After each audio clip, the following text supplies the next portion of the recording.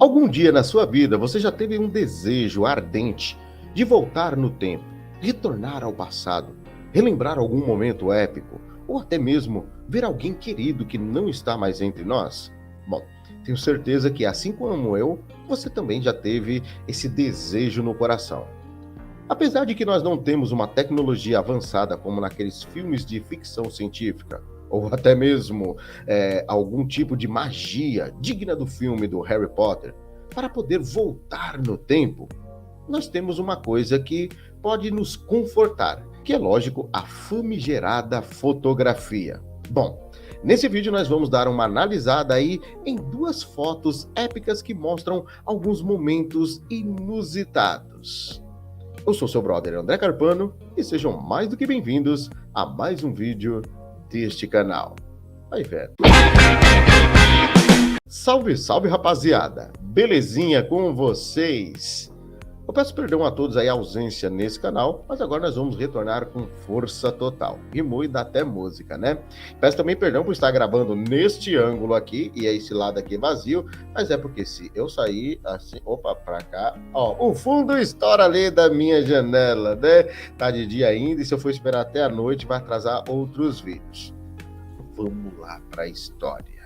Algum dia você já se deparou do conforto que é você poder andar de elevador nos dias atuais? Bom, um elevador, dependendo da situação, ele tem até a voz, né? Tem uns que, se duvidar, exalam até cheiro, né? De tão aperfeiçoado, como diz mamãe, está a situação.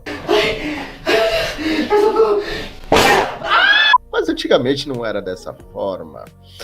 Tem uma imagem que mostra algo que remete a isso e viralizou e é marcante. Você conhece não só a imagem, mas também a história dos mineiros lá da Bélgica? Spisso. Tá vendo essa imagem aí? É muito famosa.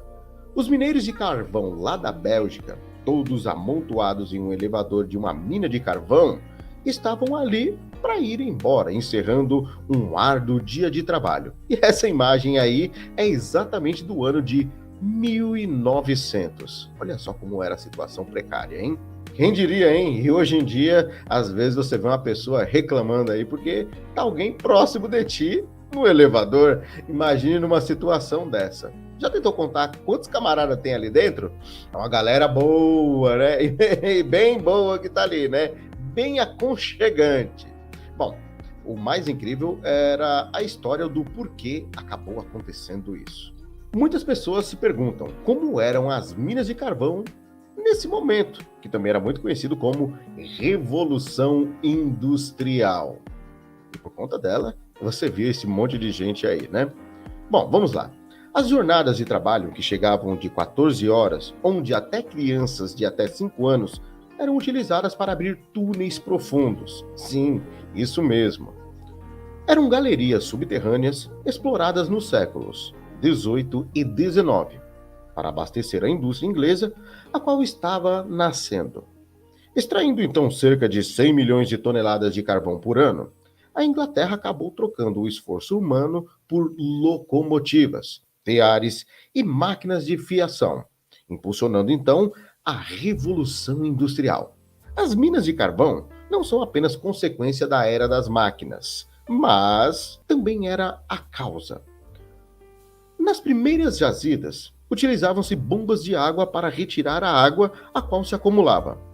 A tal tecnologia rudimentar depois foi adaptada pelo escocês James Watt para manter os teares, criando assim o vapor, ou seja, a máquina a vapor, a qual desencadeou a Revolução.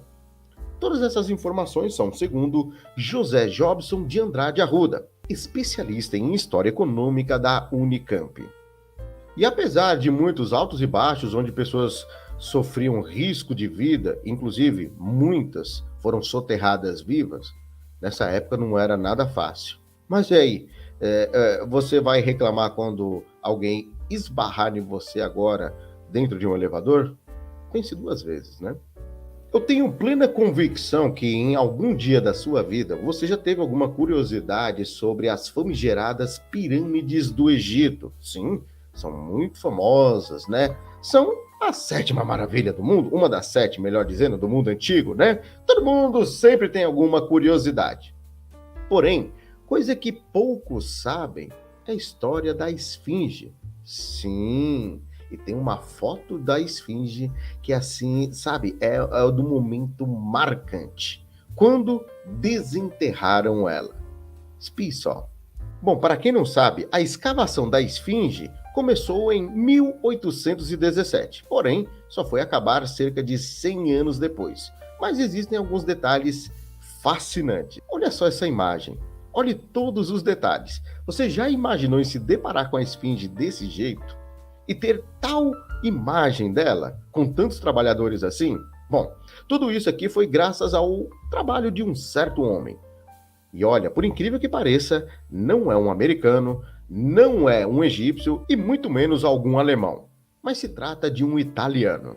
Giovanni Battista Caviglia. Já ouviu falar deste homem? Caviglia foi um explorador, navegador e egiptólogo italiano. Ele foi um dos primeiros da arqueologia egípcia do seu tempo e foi muito influente na escavação da famigerada Esfinge de Gizé, perto de Cairo. Nascido em Gênova no ano de 1770, numa altura em que a cidade era a capital da República de Gênova, ele passou boa parte do tempo navegando no Mediterrâneo, onde se tornou capitão mercante. Quando começou a iniciar sua carreira como explorador, deixou seu navio atracado em Alexandria e ofereceu seus serviços a diversos colecionadores, sendo a maioria das suas escavações realizadas em nome do cônsul-geral britânico Henry Salt. Entre os anos de 1816 e 1817, explorou a pirâmide de Quéops, onde fez importantes descobertas, incluindo o corredor descendente, o fundo do poço de serviço e também a sala subterrânea inacabada.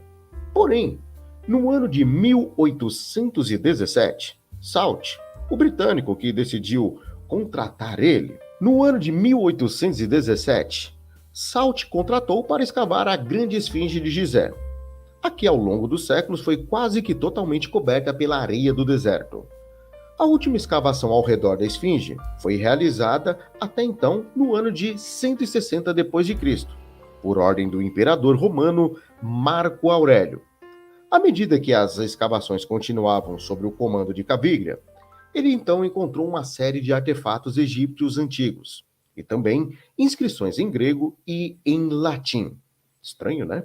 No ano de 1819, infelizmente ele teve que suspender suas pesquisas e deu uma pausa. Mas, durante escavações que foram realizadas em 1820, o nome dos britânicos na antiga capital de Mênfis, localizada a 20 quilômetros de Cairo, fez uma outra descoberta sensacional: o famigerado Colosso de Ramsés II, a qual essa estátua enorme, de pedra de calcária, foi encontrada perto do portão sul do templo de Ptah, próximo da vila de Mitraína.